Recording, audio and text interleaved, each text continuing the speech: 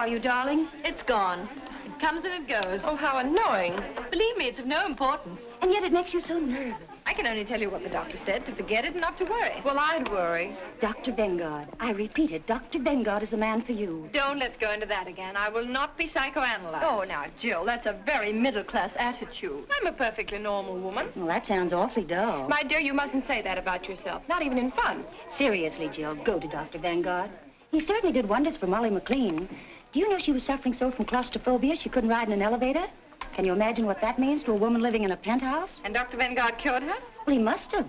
I read the other day in Winchell's column she ran away with an elevator boy. Oh, Molly McLean? Oh, people.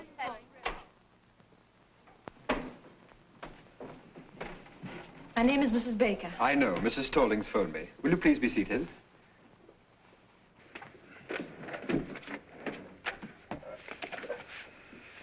Mrs. Baker. Your first name? Jill. Jill Baker.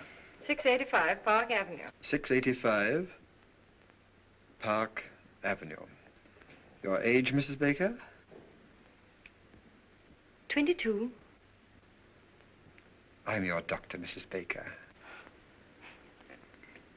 24. Thank you.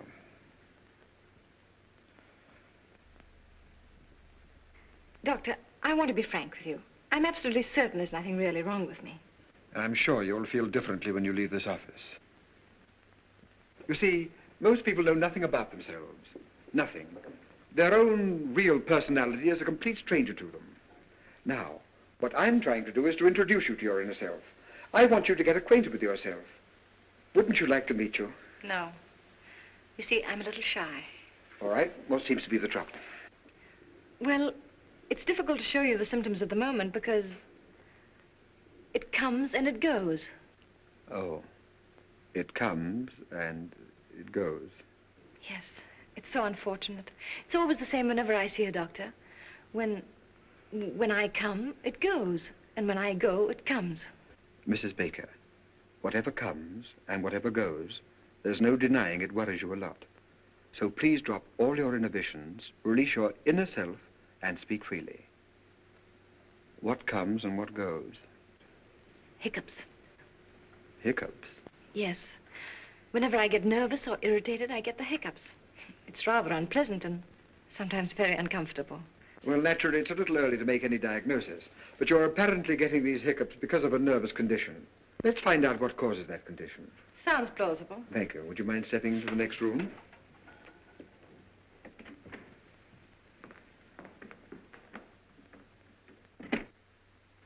Uh-huh. Well, there's nothing unusual in your childhood. Let us examine your present life. Let us look at it through a magnifying glass. Let us examine every detail. Mrs. Baker, you're married, aren't you? Yes. When did you get married? When I was 19. How long have you been married? For 6 years. To the same husband? Yes. Uh-huh. Doctor, please believe me, there's nothing wrong with my marriage. You could go through all Park Avenue and you wouldn't find a happier couple. Well, I'm sorry, but it's my duty to explore every avenue, especially Park Avenue. How old is your husband? 35. His business? He's vice president of an insurance company. But will you please leave my marriage alone? Very well, very well. Just relax. We'll talk about something entirely different. Do you suffer from headaches? No.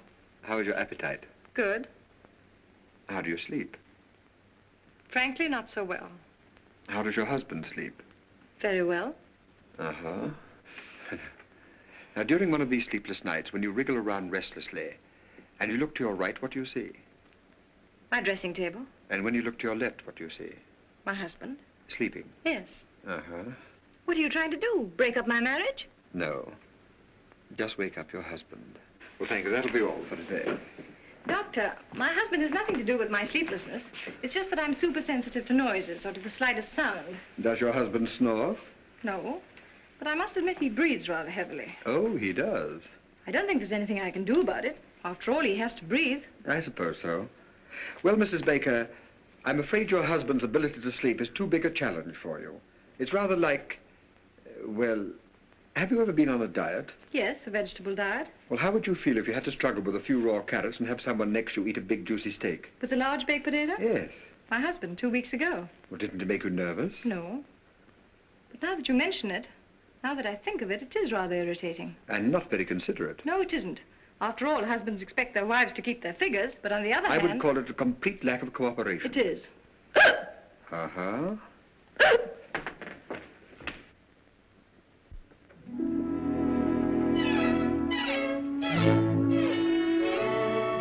Jill, dear. Hello, Margie. Why, haven't I heard from you? How are you, dear? All right. Anything wrong? Oh, Margie, you shouldn't have sent me to that Dr. Vanguard. Did you go back to him? No, and I won't. He's not going to break up my marriage. There's nothing wrong between Larry and me. That's what I say. Are people talking about us? They wouldn't dare in my presence. They know you and I are close friends, and I always defend you. I know, dear. Defend me against what? Well, now, after all, town and country called you the Happy Bakers. That's kind of sticking out your chin. Well, how many of our friends have stayed married for 6 years? Why shouldn't they call us the Happy Bakers? Well, why not? Your name is Baker, isn't it? Oh, Margie. I've been perfectly miserable for the last 2 weeks. I'm so marriage conscious. Whatever I look at, whatever I think of, I always find myself connecting it with my marriage. How I hate that Vanguard. And yet, if I'm honest, I must admit... What, dear? Well, if a wife looks at her husband through a magnifying glass, she's bound to see something. Yes, I should think so. Things I was never aware of before. Things I never noticed. For instance? Well, it's just an illustration, but like the other morning. You know how difficult it is for me to fall asleep. Well, finally, when I'm lucky enough to drop off, promptly at 8:15, what do I wake up to? A gargle. A gargle. Mm-hmm. That's the bugle call of marriage. Gargle is reveille, snore is taps. And what is there between? At 9 o'clock in the morning, he goes out of my life. Oh, my dear, isn't it the truth? Oh, I don't know what's the truth anymore. I'm completely confused. I'm so uncertain. I've always heard that the ideal marriage should be something of a mystery. That your husband should remain a kind of stranger to you. Someone whose acquaintance you'd like to renew every day. You know what I mean. Yes, dear. Don't say anything.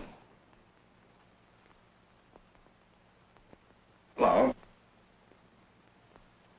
Hello, Margie. Hello, Larry. Hello, darling. Hello. How are you? Fine, and you? Okay. Have a good day? Yes, and you? Good. Anything new? No? With you? Nothing. Good. I'll see you later.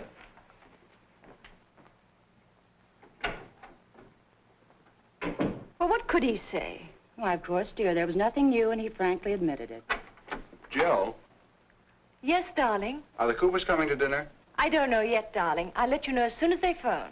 I wish you would, because if they're coming, I'll have to shave. All right, darling. Now, I don't want to cause any trouble, but cold facts are cold facts. If Mr. and Mrs. Cooper come, that big, awful-looking Mrs. Cooper, he shaves. And if he has dinner alone with his wife, he doesn't shave. And if anybody should shave, it's Mrs. Cooper. I spent 3.5 hours today at Elizabeth Arden's, but I don't rate a shave. My dear, that's the trouble with 95% of all marriages. Husbands don't shave. Don't men realize that a beard doesn't stop growing at 8 o'clock?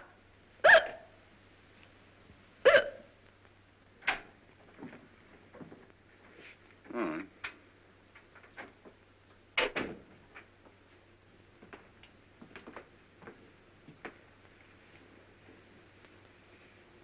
Larry, Yes, dear. they're back. Fine. Have a good trip? Who? The Evans. Say, that reminds me. That son of a gun promised to call me as soon as he got back. I'll bet Continental's after him about his annuity. The Evans are still in Bermuda. The hiccups are back. Huh? Oh.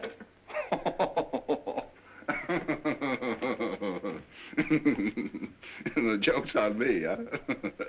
Ah, that was very cute. Kicks.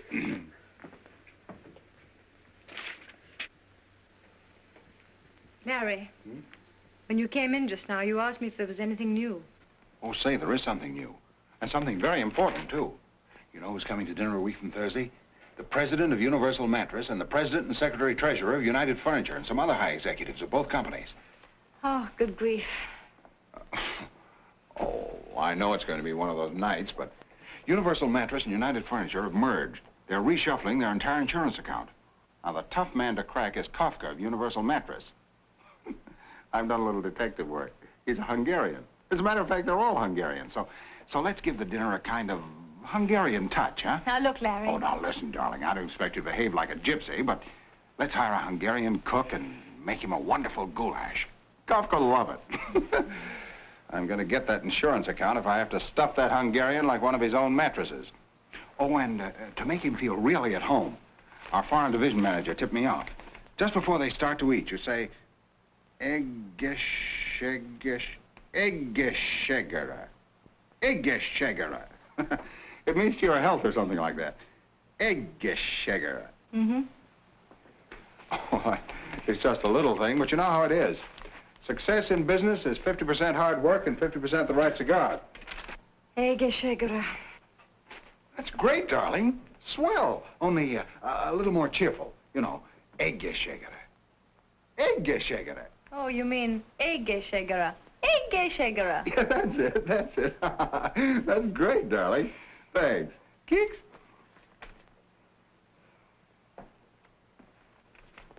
Larry. Hmm? Why'd you do that? Do what? Keeks. Why, I always do that. Why? Well, why does one do things? But when you do it, what does it mean? Is there some underlying thought? Oh. No, just a habit, isn't it? Yes, if you want to call it that. Like scratching your head or patting your dog. Would you do it to some other woman? I don't know. I never tried. But you do it to me. Well, you're my wife. And that gives you the right to poke me in the stomach whenever you want to. Darling, don't you feel well? Fine.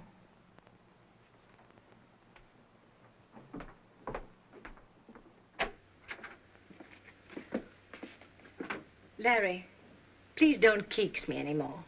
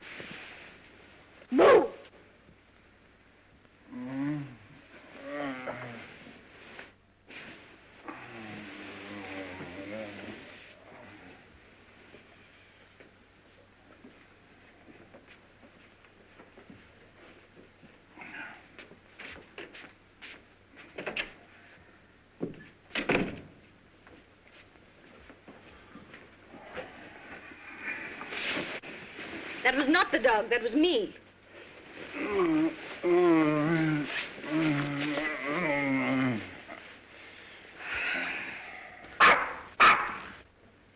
Shh.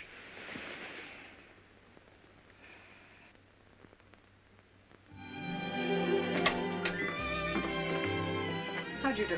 How do you do, Mrs. Baker? Dr. Vanguard will be a little delayed. I hope you don't mind.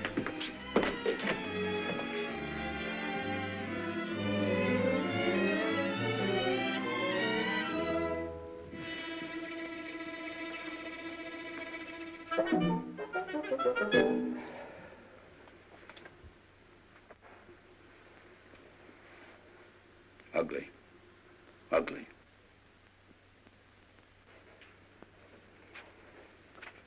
Aren't they ugly? Who? People. Is there anything uglier than the human face? Ah.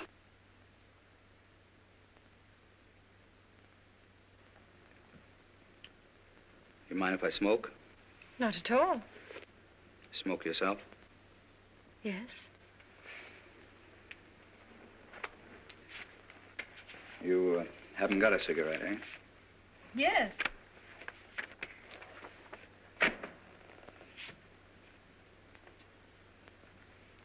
Haven't any without tips? Unfortunately not. Sorry.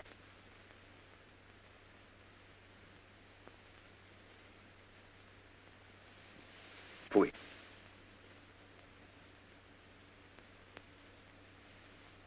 Changed my mind. I'll have a cigarette.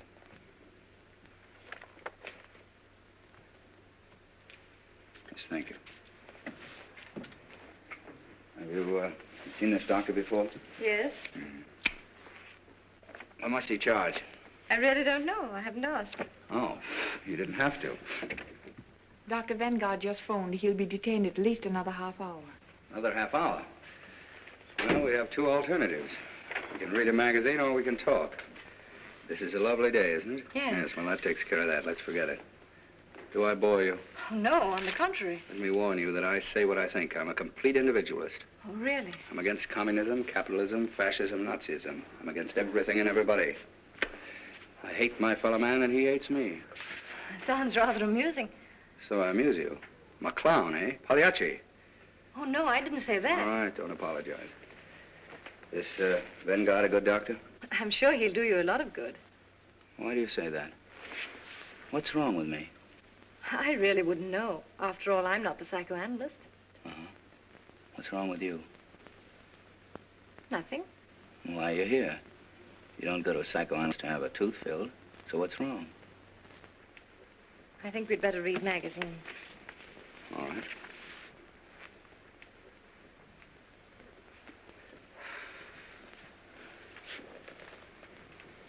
Pfui.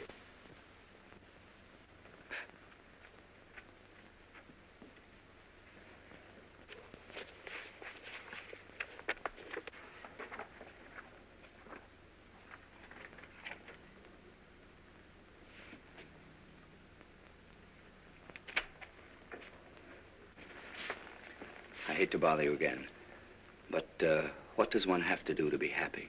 I think Dr. Vanguard would know more about that than I. More than you, Mrs. Baker?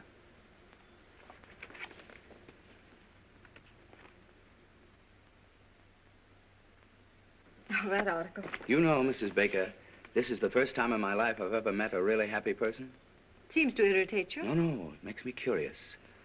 I've often wondered what it would be like to be happy 24 hours a day. Must be wonderful. One gets used to it. In the morning, you are awakened by the twitter of a little bird. Before breakfast, you and Mr. Baker dance a minuet. Then the happy breakfast starts. You are happy. Mr. Baker is happy. The eggs are happy. The hens who laid the eggs are happy. Now, look here. My presence seems to annoy you, so I think I'll leave. No, I'm sorry, Mrs. Baker, but if you feel that way, naturally, it is I who'll go. Oh, no. I'm afraid you need the doctor more than I. Are you sure, Mrs. Baker? You see, that's an interesting question. We're both here for the same reason, happiness. One has not enough, one has too much. Who needs the doctor more? Now, that's interesting, isn't it? Rather, but I don't like to discuss it. Yes, I understand, Miss Baker. Well, I'm very happy to have met you. I'm very sorry if I've offended you. Goodbye, Miss Baker. Goodbye. Fui. Oh, just a moment. Yes? May I ask you one question? Certainly. Yes? What's wrong with that picture? Are you really interested? Yes. Sit down. Now, this artist saw no more in that tree than the camera which photographed the happy Mrs. Baker. It's only the surface. Art goes much deeper. You see, if I were a painter and I were to paint you, I don't know what the picture would look like. It wouldn't look like that photograph. Do I make sense? Yes. Quite a bit of sense.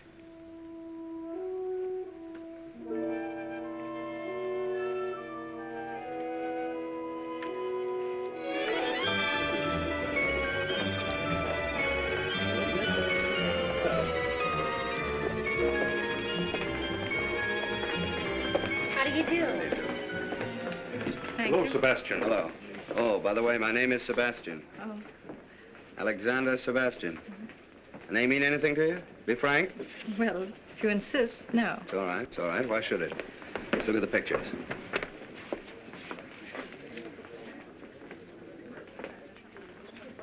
Number 15. Child with trumpet. No good. I was afraid it was. The artist hasn't found himself yet. When he does find himself, where is he? child with trumpet. The child's all right, but he's missed very badly on the trumpet. Didn't he? That won't live. I hope not. Fui. That's almost great. Who painted it? A woman. No man could be so malicious. 26. Eleanor Stroud. Portrait of Alexander Sebastian. No use denying it. That's me. That woman didn't paint me. She performed an autopsy. She saw me. Frankly, the whole thing looks to me like a puzzle. Puzzle. That's correct. Good. I was a puzzle to her, but she was no puzzle to me. And that's her revenge. See, when I first saw that picture, I was terribly upset. I don't blame you.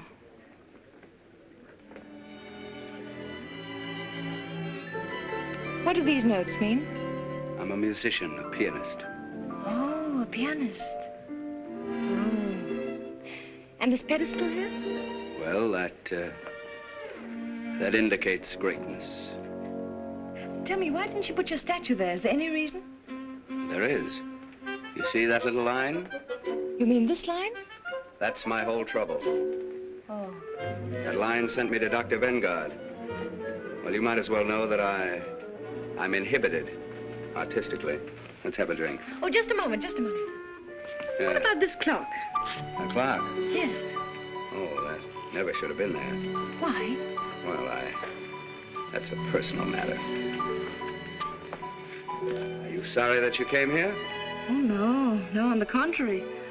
It's all so fascinating. It's a new world. I can't quite grasp it. Whatever you want to know about me, just ask me.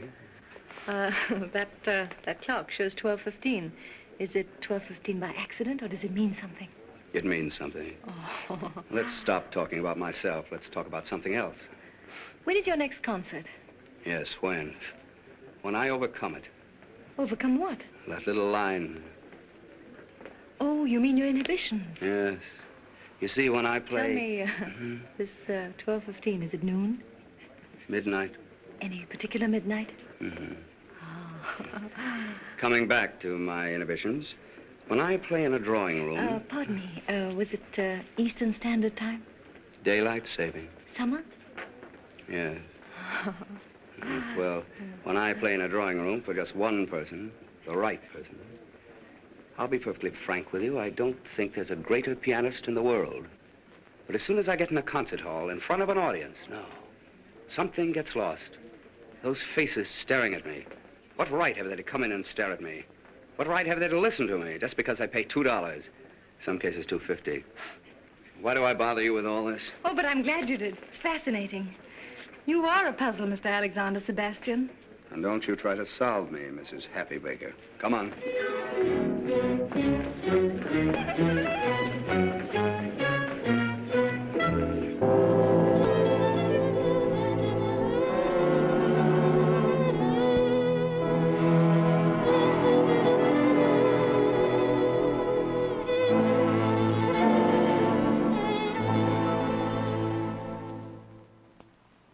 Mrs. Kopka, Mr. Januszek, Mrs. Yaroshi, Mr. Jones. Jones?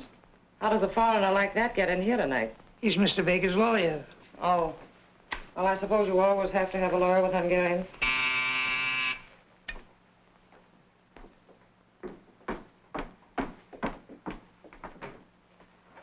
Good evening, sir. Good evening. How's the goulash coming? Fine, Mr. Baker.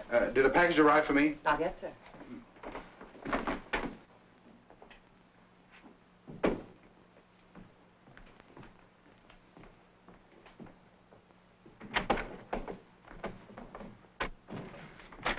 Oh, darling.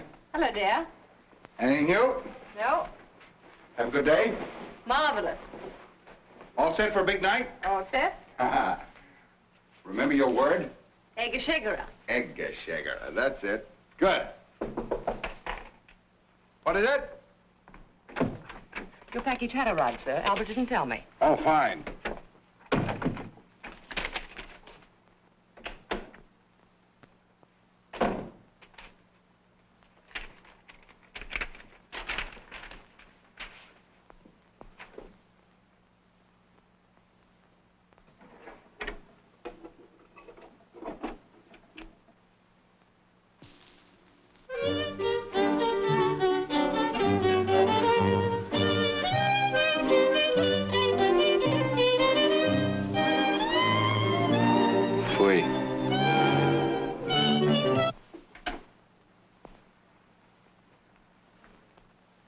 ask what you're doing here? Waiting? Oh, you're waiting. Tell me, how soon do we have dinner? Dinner? That's what I was invited for. Oh. Oh, I'm sorry. Tell me, are you with Universal Mattress or United Furniture? I'm not with anything. Oh, playing both sides, huh? Well, it's not such a bad idea. Say, tell me, how do you feel about Mr. Kafka? Indifferent. Well, I can tell you, nobody's going to put anything over on him. He's pretty smart. I think it's very clever that they've merged. Merger will out, won't it?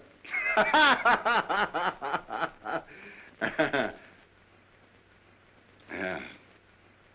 Look, you want me to enjoy this evening, don't you? Why, yes, certainly. All right, come here. This vase insults me. It's ugly. Let's put it away. Oh, sure, of course. The customer's always right. Anything else in the room you'd like to change? Lots. Well, I think we're going to have a very enjoyable evening. I'll let you in a little secret. We've got goulash. Goulash? Yeah, goulash. Scrambled eggs for me.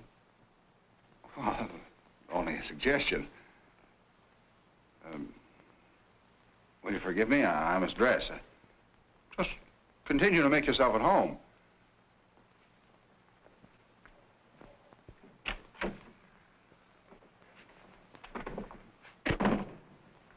Gee, these Hungarians are certainly funny people. Have they come? One of them has. Look, dear, aren't we dressing? Why? Well, he isn't. Oh, that's Mr. Sebastian. Sebet. Who's he with? With. He's against everything. He's an individualist. Is he that rich? Oh, he doesn't care anything about... How do you know? Dear, it's Sebastian. Alexander Sebastian. I told you the other day, but that's the trouble. You never listen to anything I say. Makes no impression. Oh, I remember now. That piano player. He's not a piano player. He's a pianist. And pretty soon he'll be very important. Someday you may be very happy to insure his hands for $100,000. Look, darling, I'm giving this dinner especially for these Hungarians. Could he pay a premium? I don't know, and I don't care. You know, sometimes I don't understand you. Here we've got a $500,000 insurance possibility tonight. I've gone to all this trouble to get up a special Hungarian evening for the president of Universal Mattress. And you invite this piano player. You should know better. Musicians and mattresses don't mix. Look, Larry, for 6 years I've been living insurance, and I'm tired of being an annuity. Can't I just myself spend one evening with Rimsky-Korsakov and Stravinsky? Rimsky-Korsakov? Stravinsky? Who else is coming? Why didn't you invite the whole Philharmonic and have them bring Deems Taylor along as commentator? Oh, all right, all right. Let's drop the whole thing. If you don't want him to play, he won't play. Play? Say, that's not a bad idea. Maybe he could liven up the party, huh? If Mr. Sebastian consents to play, which I doubt, but if he does consent, it won't be Hungarian swing. Well, what will it be? Something you'd have to pay $2.50 to hear. You mean like Carnegie Hall? Exactly. Not in my house, not tonight.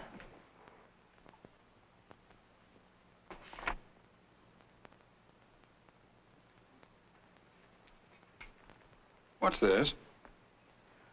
Oh, that's a reproduction of a painting I saw in an art gallery. Do you like that? Love it. Well, what is it? Can't you see? Now, listen, quit kidding me. What is it? It's a portrait A portrait? Of what? of a man. Listen, I know I'm just a poor, ignorant insurance dope, and I don't know anything about Stravinsky. But we've been married for 6 years, and I think I've made you a pretty good husband. When I ask you a question, you still ought to do me the courtesy of answering. You don't have to make fun of me. You know what this is? The Grand Canyon.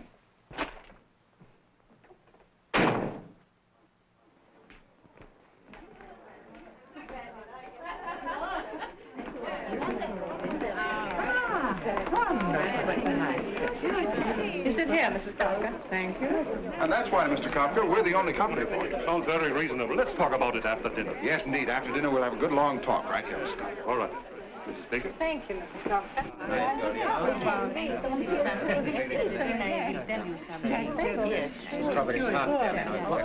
You mean not even Lohengrin? Especially not Lohengrin. I give you all of Wagner. Except one passage in Tristan that's really good, but you never hear it played right. Perhaps someday I could hear you play it as it should be played. Perhaps. I don't eat strawberries. Oh, I'm sorry. All right.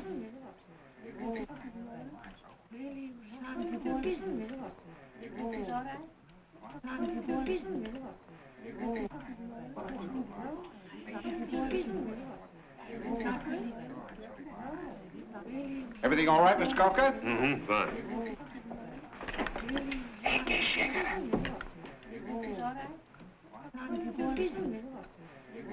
Egészségére. Egészségére.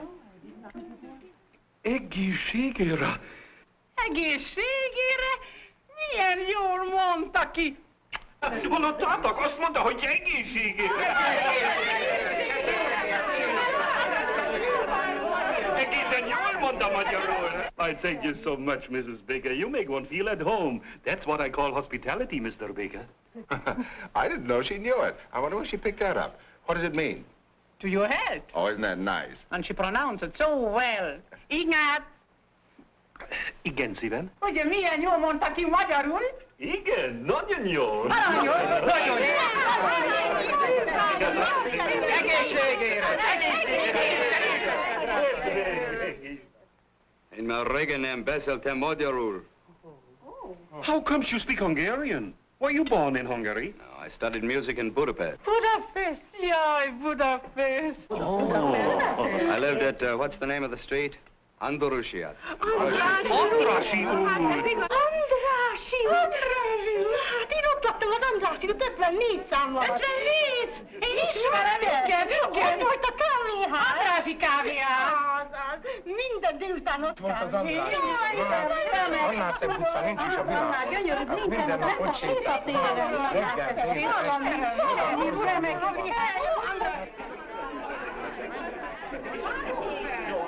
Reggel,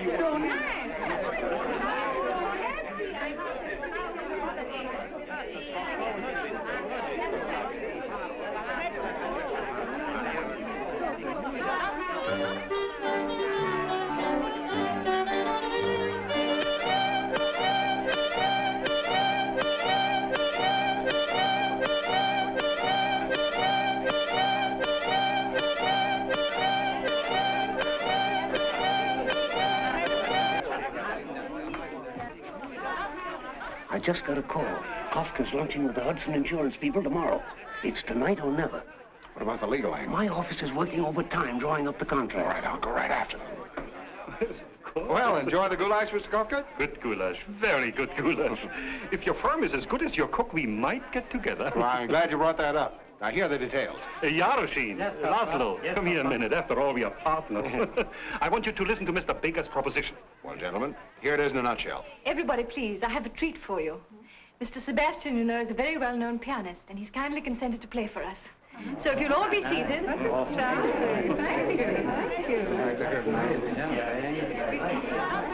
Does he have to play? Don't worry.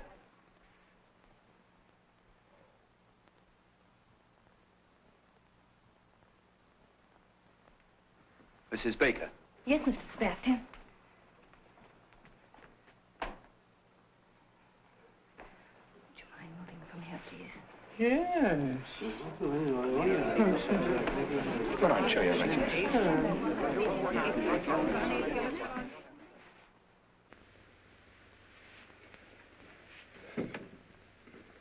It's locked. That's odd. It's the key. It's two silver words. Who could have locked the piano? Where's the key? I don't know. It's a funny idea. Why should anybody lock the piano? It's too ridiculous. Why should anyone lock the piano? It's the key. As I was saying, Mr. Kafka, my proposition's a very simple one, but a very sound one. I broke it. Don't you worry. I won't. Now, Mr. Sebastian, please tell us. What are you going to play? Well, first I'm going to play... Mrs. Baker. Yes, Mr. Sebastian. All right.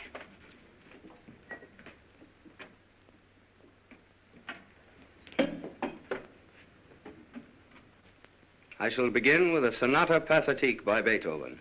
A sonata in 3 movements. And afterwards, if I feel like it, I shall play Hoff's 11 variations on the second theme of the first movement, followed for my own variation on Hoff's 11 variations on the second theme of the first movement.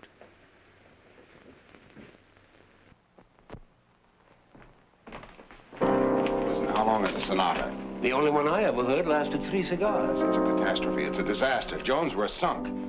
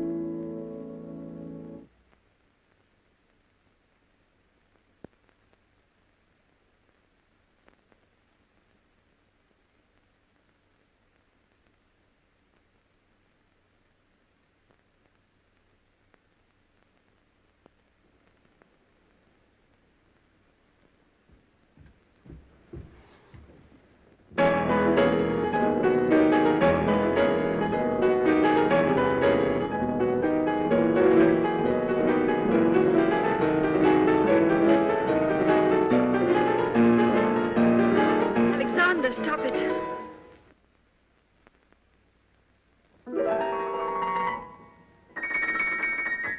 Please don't.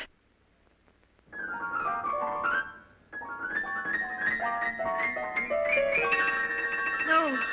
No.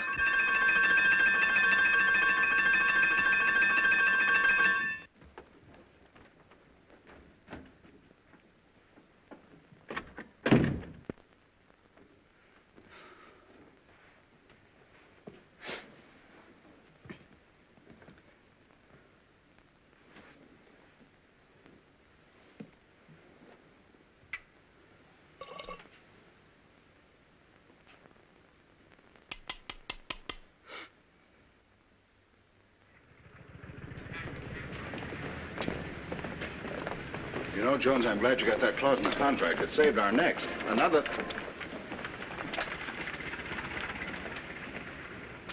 Wait a minute, I'm gonna have some fun. How do you do? How do you do, sir? About that picture in the window. It's very good, don't you think? No fooling. What is it? It's a portrait of a man. Oh. Well, certainly. What else could it be? Excuse me, sir, not everybody understands modern art. Well, thanks. If you're interested, it's only $500. $500? Must be quite a man. Well, it's not the man. He happens to be rather an obscure musician. Musician? What kind of a musician? A pianist, I think. Is it by any chance Alexander Sebastian? Well, that's who it is. You recognized him. He seems to be a friend of yours. Wouldn't it be amusing to have him in your home permanently? Not very amusing.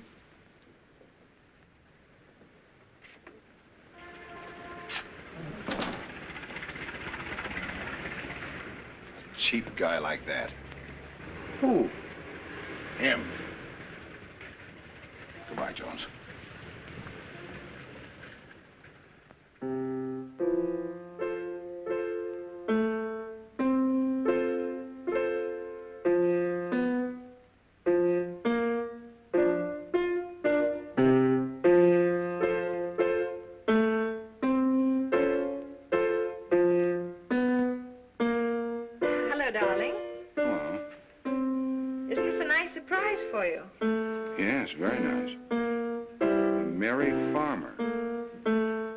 So merry about? Oh, darling, you don't begrudge me a little music, do you? Oh, no, no. Anything new? Well, this, isn't it enough? Yeah, plenty. Have a good day? Fine. You seem to be feeling better these days. Oh, yes. I slept 10 hours last night. And, Larry, the hiccups have completely disappeared. Isn't that good news? Yeah, very good news. Are you still going to Dr. Vanguard? Oh, no. I don't need Dr. Vanguard anymore. I'm so busy with my music and visiting art galleries that I haven't even time to think of any doctor. Oh. Isn't that wonderful? You know, I'm beginning to see something in this. Yeah, it starts to look like a man. Huh? Why did you say that?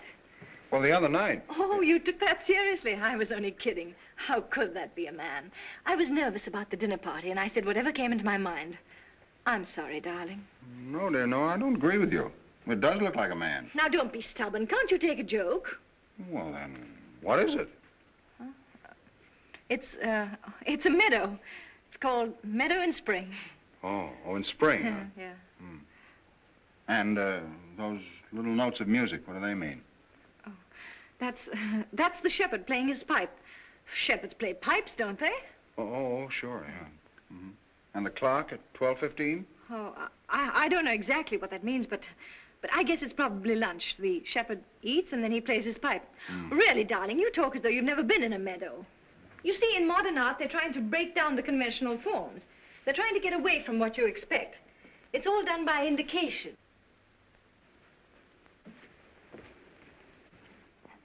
What are you doing? Oh, just putting a mustache on the shepherd.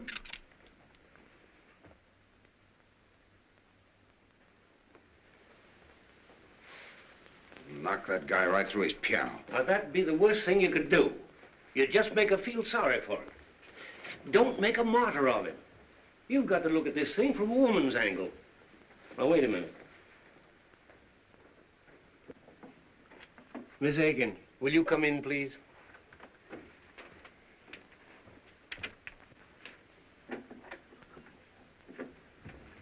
Miss Higgins, we want a woman's point of view on a certain situation. Now, Mr. Baker has a friend, and he's in trouble. Who, Mr. Baker? No, the friend. Oh, Mr. Baker. Shh. Now, Mr. Baker has nothing whatever to do with it. Let's call the friend Mr. Brown. Now, Mr. Brown has a wife. Mrs. Brown. Exactly. Mr. and Mrs. Brown have been married for, how long? Well, say 6 years. Yeah. They live in Toledo. 6 years in Toledo? That's bad. All right, then, let's say New York. Now, Mr. Brown is worried about his marriage. Things are not going along as well as they used to. What kind of a man is this, Mr. Brown? Very nice. Wouldn't you say so? Yes, very nice. Is he attractive? Very attractive. Don't you think so? Yes. And yet she's complaining. Well, she's drifting away from him. Yes, and he wants to get things back on the old basis. Who doesn't? Yes. Now, Miss Higgins, as a woman, I'm asking you, what is the right approach? Well, I should say a mink coat would do the trick. She has a mink coat. Then what's she complaining about? Thank you, Miss Higgins. That's all. Well, gentlemen, you wanted to get a woman's point of view. Just a moment. Now, look here. Mrs. Brown is interested in another man. Oh. Does Mr. Brown know? Yes. Has he any proof? Too much. Has he any witnesses? No. Then he's sunk. Thank you, Miss Aiken. Well, I'm sorry, Mr. Baker, but if there aren't any witnesses, she's going to deny it, if you want the woman's angle. Miss Higgins, we're thoroughly satisfied. Well, I'm afraid I'm not the right person to give you any advice. I probably have too much sympathy for Mr. Brown and not enough patience with Mrs. Brown. We get cases like that every day. The wife is bored, marriage is just a habit, but on the other hand, she accepts everything her husband gives her. I think she ought to be kicked out. Do I sound old-fashioned? We'll let you know, Miss Aikens. Well, anyway, I think Mr. Brown is a pretty swell guy. I've always thought so. Some woman. Yeah. She certainly had a couple of interesting angles. I didn't notice them. Good. Now, Larry, you still love your wife, don't you? Yeah. Well, where are you going from here? I have a dinner appointment with old C.K. Higgins at his club. How can I sell insurance with this in my mind? It's a big deal, too. Now, listen. Forget Higgins. Forget insurance. Go home. There's only one thing you have to sell. Yourself. The most important client you ever had in your life is waiting for you. And her name is Mrs. Baker. Now, you're the best salesman in the business. There's nothing wrong with your marriage. You just have to resell it once in a while. Not so easy. Well, who said it was? Was it easy to sell hail insurance in Southern California? Just find the right slant. A new one. Selling marriage with a new slant, huh? Yeah, a new slant. Yeah, that's not a bad idea. But what is that new slant? That's what I'd like to know. What is it? What is it? What is it? Selling marriage with a new slant.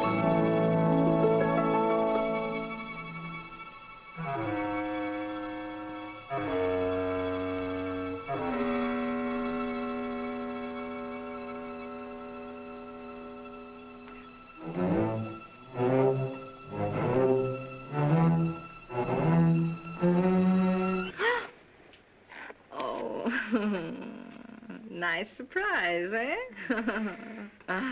Hello, my genius. Who are you going to be this evening? Come, tell your little cadenza. Are you Mozart, playful, tender? Or are you the thundering Beethoven, strong, fiery, unyielding? Come, darling, tell your little cadenza.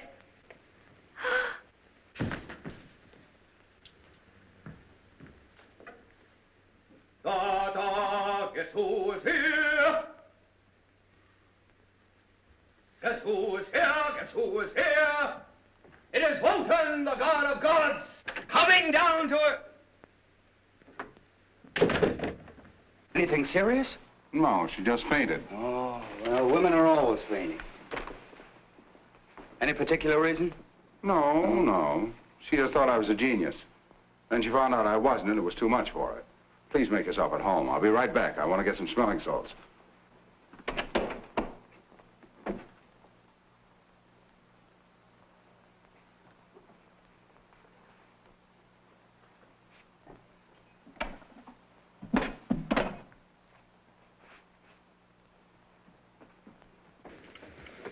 Now, look, Baker, let's get this straight.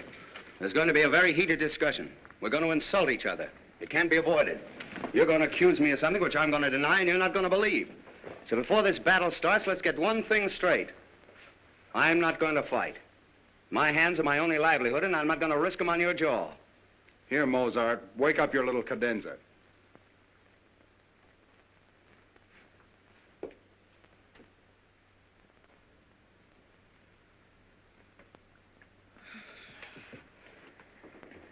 What's happened?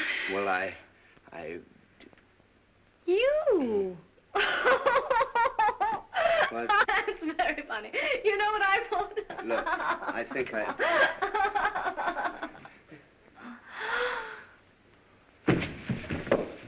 What?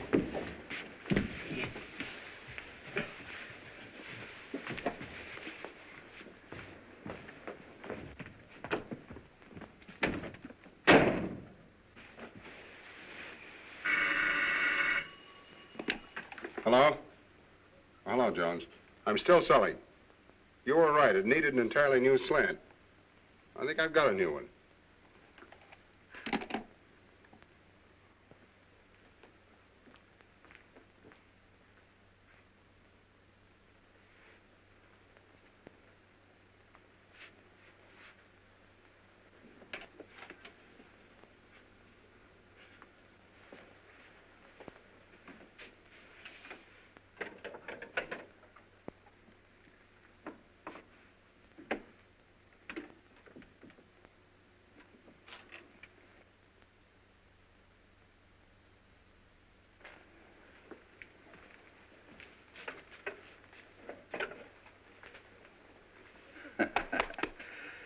Baker, I don't trust you. Oh, come on. Have a cigar. Either you have something in the back of your mind or that cigar stinks. No, no. That's the same cigar I give my customers. How old are you, Sebastian? Not as old as you? Oh, right in the prime of life, huh? You in good health? Good enough. Even better after I've had dinner. But I'm not going to fight. No, no, no. I don't want to fight. But you might run into a husband sometime who hasn't my respect for great music. Where would you be then? Come on, Sebastian. I'm going to do something for you whether you like it or not. I'm going to insure your hands. That'll give you complete freedom of action. It'll give me 5%. Then we'll both be happy. I'm not going to fight. No, I know. I understand. You're an isolationist. Isolate yourself over there. You know, the best part of this whole thing is that we... Sit down. We can write this hand insurance as a subclause to your life insurance. Life insurance? What do I want with life insurance? Haven't you any dependents, any relatives? Relatives? Fui. I'll tell you. You can leave it to my wife. She can buy herself a beautiful brooch in the shape of a piano with little diamond keys. And then every time she pins it on, she'll think of poor dear Sebastian. Believe me, if anybody should insure his life, it's you. And right now.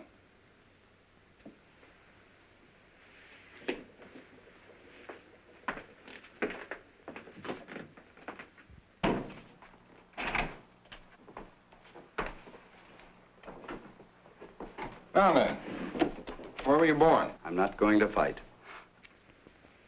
So you love my wife, don't you? Love your wife, Baker? Oh, so that's what you've been driving at. Oh, now I understand the whole thing. Oh, really, Baker, you should be a little ashamed of yourself. Great big insurance man like you deals so successfully with human nature. You should know better than that. Naturally, I think your wife's very attractive and very charming. She likes music. What's that thing loaded? Yeah. Oh, now, look, Baker, get it out of your mind. I don't love your wife. Well, it's going to be a great day in the musical heaven. I can just see Beethoven calling over to Mozart. Hey, Mozart, dust off the piano. Look who's coming, the little genius. That's not funny. Now, this isn't funny either. I love my wife. I've loved her for 6 years. For 6 years, we've been together. And along comes a guy like you and breaks everything up just because you've nothing else to do. You're not going to get away with it. If you'd loved my wife earnestly and sincerely, and you'd come to me and told me about it, well, that would have been one of those things. I'm not old-fashioned.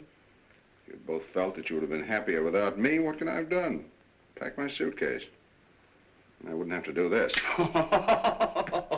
Oh, you know, Baker, kind of had me worried there for a minute. When you pulled out that revolver, I thought, here's a conventional citizen. No sense telling the truth to a man like that. But now I see the real Baker, modern, up to date. Baker, I'm going to open up to you. Of course I love your wife. You're sure? Positive.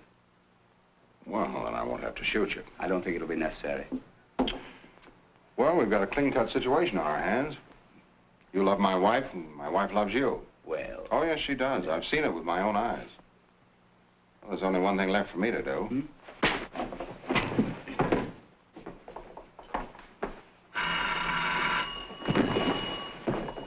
Hello? Oh, hello, Jonesy. I'm still selling.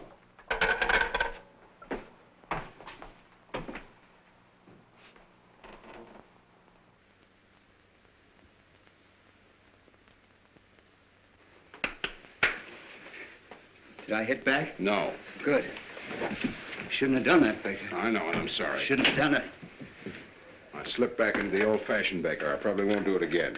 I'm not going to fight. Hello. This is Lawrence Baker. I want to reserve a room for tonight. I'll be right over. Thanks. Baker. Are you really moving out? Well, yes, certainly. I think I should leave the apartment to her. You do? Well, yes, it's only fair, don't you think so? Yes, I think that seems to be the best approach. Well, I'm glad you think so. No, I don't want there to be any bitterness.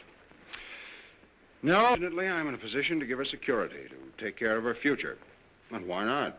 She deserves it, don't you think so? Hmm? Yes, I do. After all, she's given me the best years of her life. Yes, I'll take some wonderful memories with me. She's a nice girl, isn't she? Hmm? Yes, very nice. Of course, she has her faults. Well, who hasn't? That's true. Sebastian, if you should ever run into one of her bad moods, all you have to do is... Oh, no, perhaps I better not tell you. Come on now, don't act like a little boy. What is it? Oh, well, it's kind of personal. Why? Come on, what is it? Well, if you ever should run into one of her bad moods and you want to snap her right out of it, there's only one way to do it. What's that? Just keeks her. Keeks her? How do you do that? Just keeks. She like that? Insane about it. Thanks, Vic. Keeks? Oh, no. Now, about the cause for divorce. According to New York state law, one of the parties must have a correspondent. Oh, there must be some less embarrassing way. Not in New York. Well, you don't have to do it. I'll get the correspondent. Oh, no. I wouldn't like to put you in that position. Well, that's all right. But why should you take the blame? Well, it's okay. It's quick and painless. Very white of you, Baker. Thanks, Sebastian. That leaves the property settlement. The following agreement has been reached between Lawrence Baker, hereinafter referred to as the party of the first part, and Jill Baker, hereinafter referred to as the party of the second part. It is understood that the party of the first part transfers title to the apartment at 685 Park Avenue to the party of the second part. Well, what about the furnishings? Yes, what about them? Well, I didn't understand that you Oh, were... yes, I want everything transferred to the party of the second part. Can't we take that up later? No, let's get everything settled now. You're entitled to it. Oh, now look. Now, he's only trying to be fair. You're too generous. No, just fair. That's all. Well, if there's anything you want... Oh, I don't need anything. What would I do with it? But Larry... He lives in a hotel. Where would he put it? He'd only have to pay storage. That's right. Well, I'd better change this.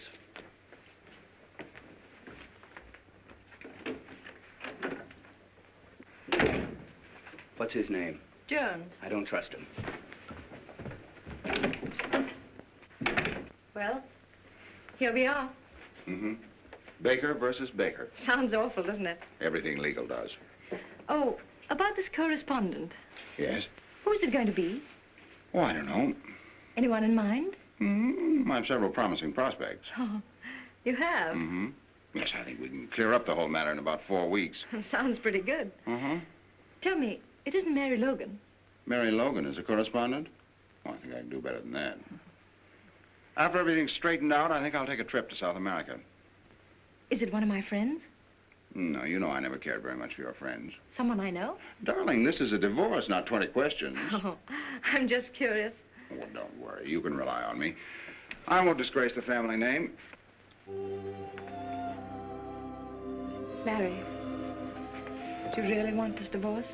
Well, absolutely, don't you? Well... Well, don't tell me you don't want it. That'd be a great disappointment. After all, you're seriously in love with Sebastian. Otherwise, you wouldn't have... Well, we wouldn't be here. You're too fine a person, Jill, to have done all this just to fill out your day. I've always believed that you're sincere. I still do. I'd like to take that memory with me. I'm sorry if I hurt you.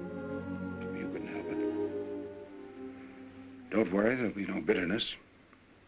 Funny, isn't it? For 6 years you were my husband. And now you're the party of the first part. I used to be your Jill. And now I'm hereinafter referred to, and that's all.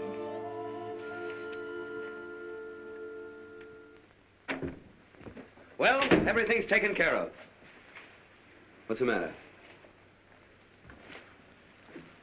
What'd you do? Nothing, just went over some of the details. I don't trust you, Baker. Darling, there's nothing to worry about. It's a very clean-cut agreement. Alexander, please, I'm so nervous. Can't you understand? Of course, we all have our little moods. Keith!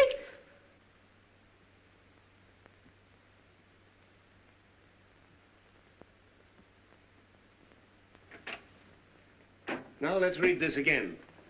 The following agreement has Is been reached... unnecessary, unless we can agree on the correspondent. Well, it's none of your business. Darling, it isn't. Keep quiet. It is my business. You're not going to make me the laughingstock of the whole town with some girl. A girl I don't even know. Oh, no, you're not going to have that triumph, Mr. Baker. Goodbye.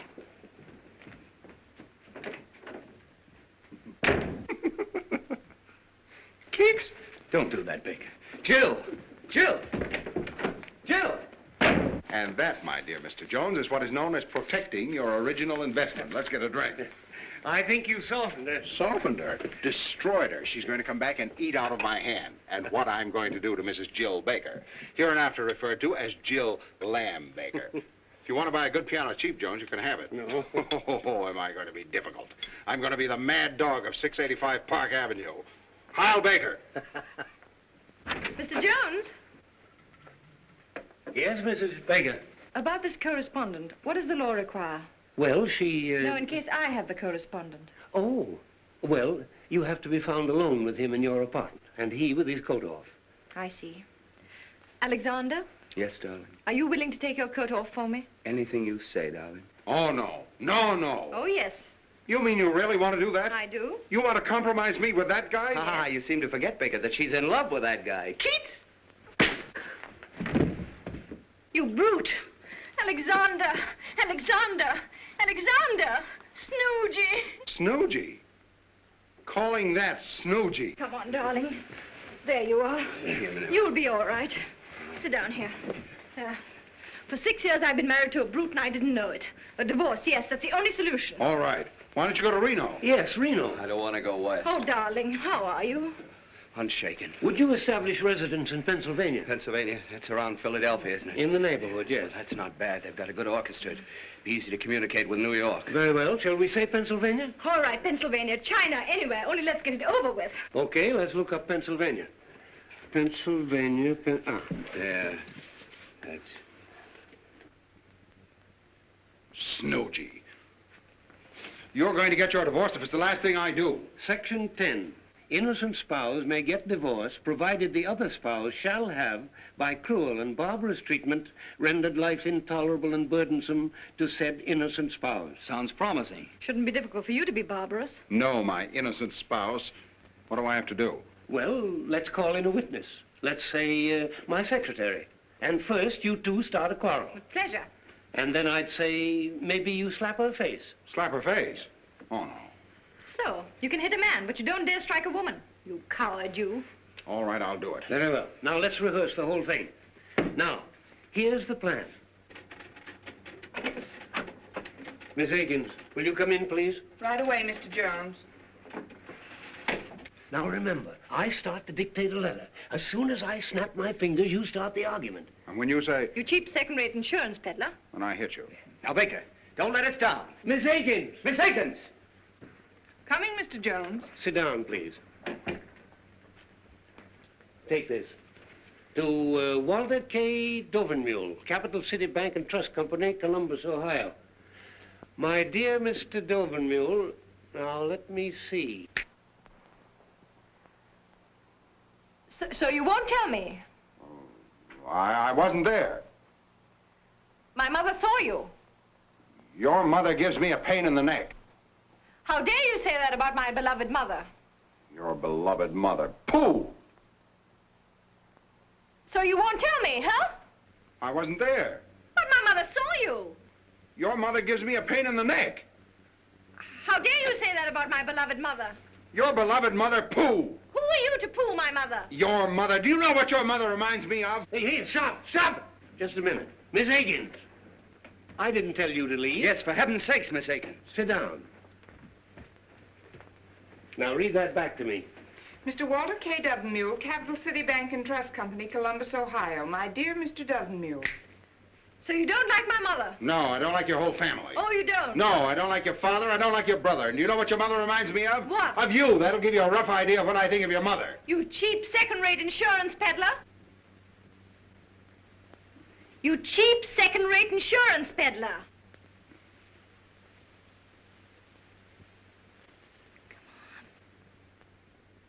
What she called you, cheap second-rate insurance peddler. Yes.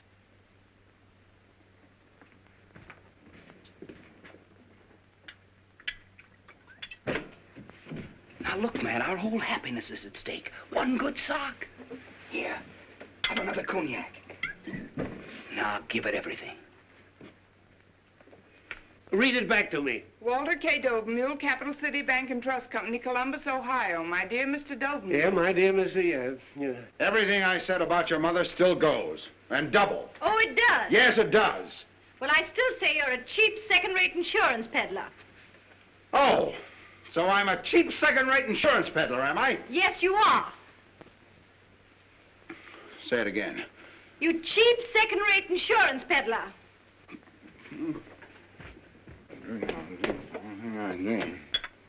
Fui.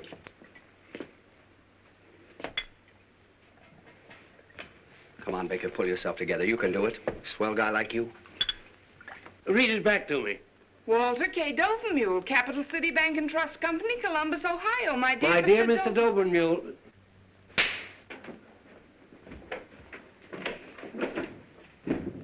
Did you see that, Miss Higgins? A husband slapping his wife? Yes, did you see it?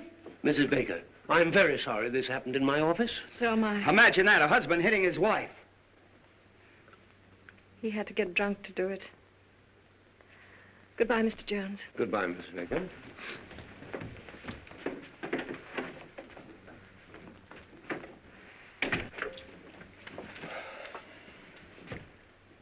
What about Walter K. Dovenmule? Tell him I'm out.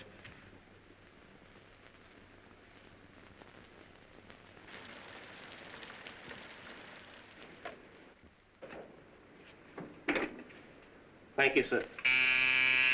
Come in. Hello, Albert. Good morning, sir.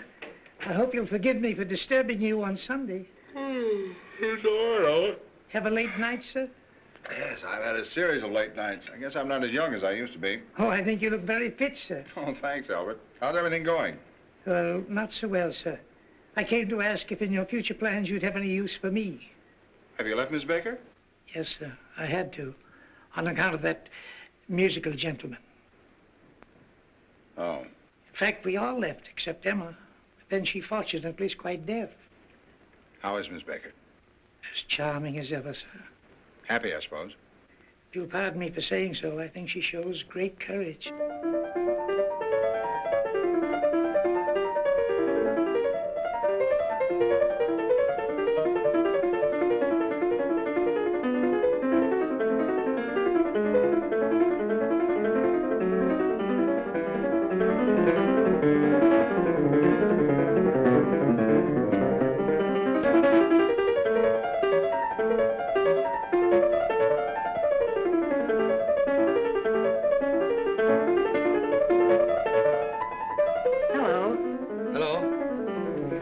Mrs. Baker.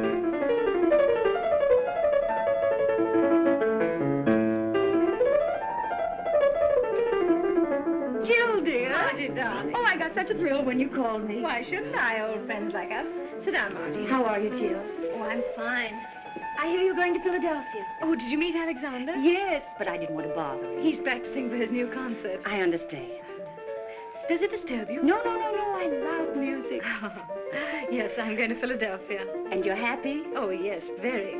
Of course, I'm still a little bewildered. It's all so new. I guess it's all very exciting. Oh, yes, very exciting. Being transferred from the business world into the world of art. Nothing but Bach and Tchaikovsky. That's Bach he's practicing. Oh, yeah. You sure it doesn't disturb you? Oh, no. I love it. You don't have to be ashamed. Not everybody likes Bach, so if you want him to stop... My dear, I wouldn't think of it. The whole thing sounds so very romantic. Yes, very romantic. Oh, by the way, have you seen Larry? Yes, I saw him last night at the Monte Carlo. Larry at the Monte Carlo? Yes. Imagine. Just a moment.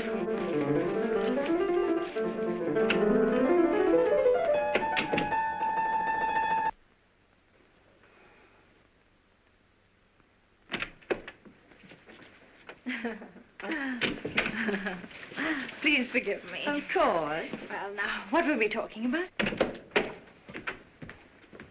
So, you don't like my music, eh? Oh, Alexander. I make nothing but a lot of noise. All right. Fui. Isn't he original? Oh, very. I hope you don't mind. No, not at all. I love to make him angry. He turns into a big grizzly bear. It must be fascinating. Yes. Jill? The bear.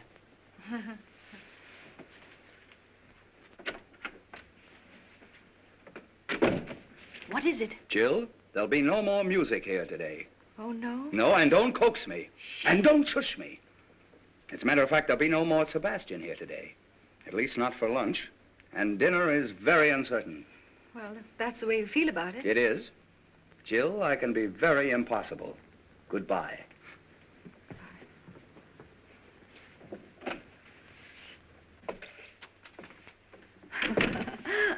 What fun. I only hope poor Larry has as good a time as I. Well, when I saw him at the Monte Carlo. Oh, yes. I suppose that was another one of those dull business evenings. Was it a large party? No, I'd say she was about your size. Oh. Was she attractive? No, I didn't think so. But George and Freddie thought she was terrific. You know George and Freddie. But what do you care? That's right.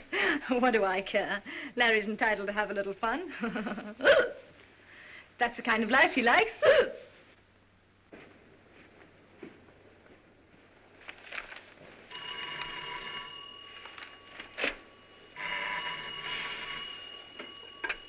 Hello?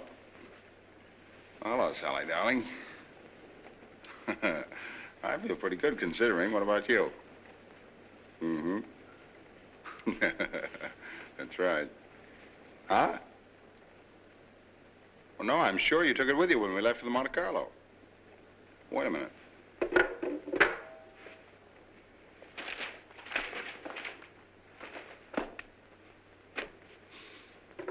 Hello? Yes, it is. All right. Goodbye.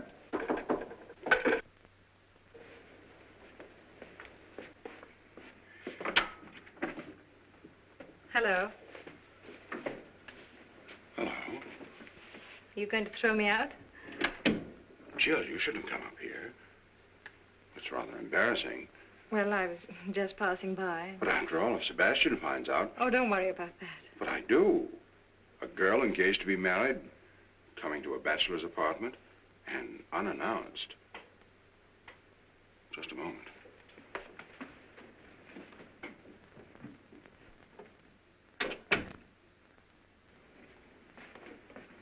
Well. I seem to be intruding. Look, Jill, what do you want to see me about? Someone here? What do you want, Jill? Well, I was driving by and... Oh, right on the 31st floor? Well, you said you wanted some kind of remembrance, and I'm on my way to Cynthia Knox's tea, and I had to pass by, so I picked up a few things. Some snapshots of us taken together. Thought you might be interested. Thank you. Aren't you going to look at them? Oh, yeah. Well, it's the first time we met. There's one of you sitting in my lap. Our wedding, our honeymoon. That's very nice, thanks. Anything else? I heard you were at the Monte Carlo last night. Yeah. Sleepy? Huh? Yes. Well, give my regards to Cynthia Knox. Who? You were on your way to Cynthia Knox's tea, remember? Oh, yes, yes. I like your apartment, Larry. It's lovely. Charming. Yes, very, very charming. In such good taste. Pretty. So cozy. Lovely curtains. And such a beautiful view. Yes, such a beautiful view. I'm sorry. That was rather foolish. Please forgive me. Oh, Larry, I did make quite a mess of things. Oh, everything turns out for the best. You can't mean that, Larry. I can and I do. Larry, please don't make me go to Philadelphia. Please don't. Oh, Madam has changed her mind. She gets a little tired of marriage and she walks out just like that. What does she care if she makes a fool of her husband or how much she hurts him? Then she gets a little tired of piano music and she comes back and says, oh, it was just a little whim of mine, so please trot back to the old homestead. You break up a whole life and then think you can put it back together again in one afternoon. Oh, no, it's not that easy. I didn't expect it to be easy. To tell you what I think of you would take more than just one afternoon. How about dinner? Dinner? Couldn't we just have dinner together tonight? I'm sorry, I'm engaged for dinner. Oh, that girl. Yes, that girl. I don't like your tone. I'm sorry. First you try to mess up my life, now you want to spoil that girl's Sunday. Sally doesn't get every day off, you know. Sally works hard. Oh, she does. Now, what's wrong with that? Nothing. She doesn't have everything dumped in her lap like you. She hasn't time to go to crazy art galleries, play around with second-rate musicians, or go to psychoanalysts. She hasn't a husband to pay for her complexes. Sally's a mighty fine girl, much finer than your Mr. Sebastian. She doesn't wear your shirts either. Did he take? Oh, skip it. Here, you promised to love, honor, and obey. And here. That's the first time we met. That's an awful picture of me. But you were a fine girl. I didn't bore you with my insurance then. You listened to everything. You wanted to know everything about me and my work. You wanted to help. Oh, Larry. And here. I remember everything you said to me. I'd love to say it again, Larry, if you'd only give me the chance. Just to forget it again. No, Larry, never again. I swear. There's no use pretending. I'm defeated.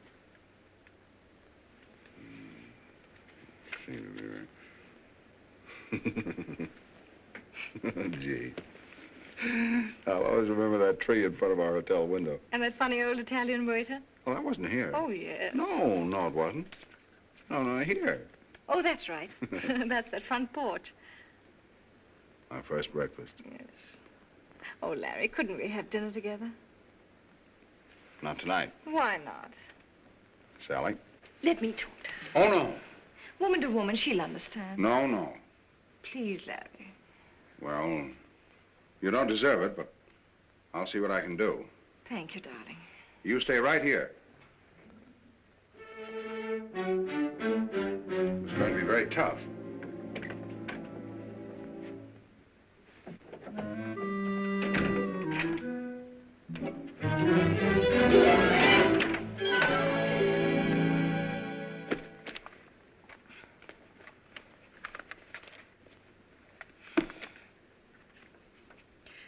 Sally Akins. Akins. That girl.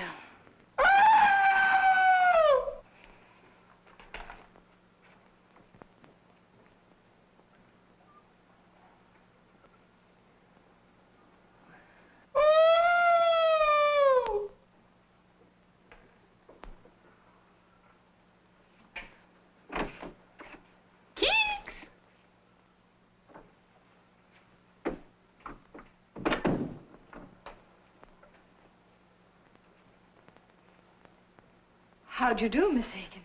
Oh, hello, Mrs. Baker. Nice to see you. Mr. Baker would have loved to have seen you, but unfortunately he's busy. Oh, he asked me to give you your handbag. Oh, yes, I forgot it. I was doing some secretarial work for Mr. Baker. Oh, secretaries work on Saturday night. Oh, well, I'm a notary public, too. Oh, I see. And you brought your seal? Oh, yes. A trained seal. Goodbye, Miss Akins. Goodbye, Mrs. Baker.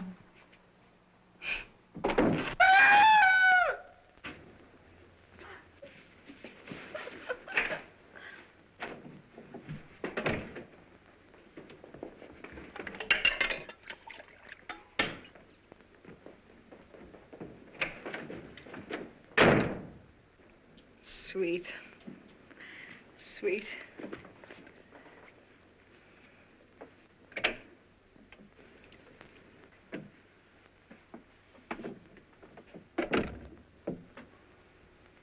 Looks hopeless. Oh. Yeah, it's much more serious than I thought.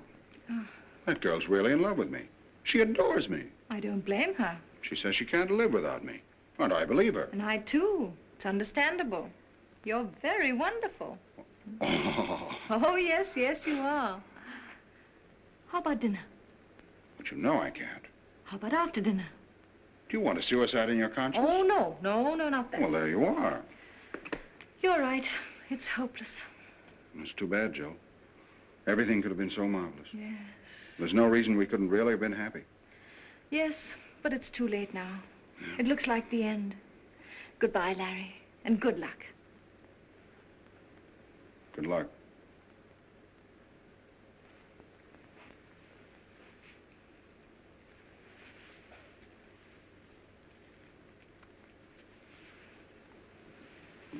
I'll talk to her again.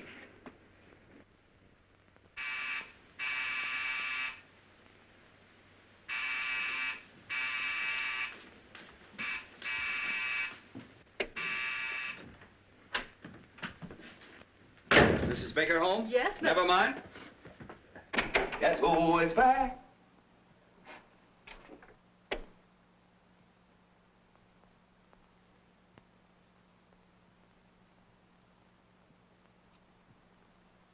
It's Wotan, the god of gods, coming back to Earth.